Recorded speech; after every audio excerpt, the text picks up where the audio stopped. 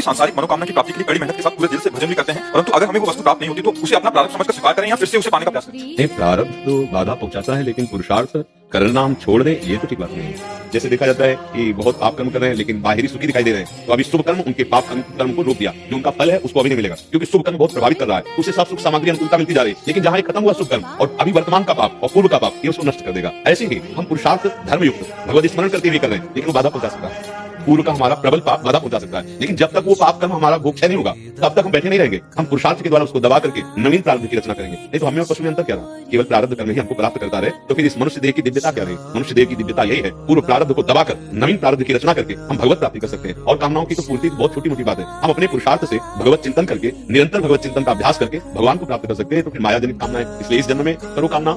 नाना प्रकार की कामना है, पर हमें लगता है एक कामना और कर लो, इस जन्म में मुझे भगवत प्राप्ति करनी, मुझे बुरे आचरण नहीं करने, मर चाहे जाऊं, गलत आचरण नहीं करूं। भाई ये नियम ले लो तो सब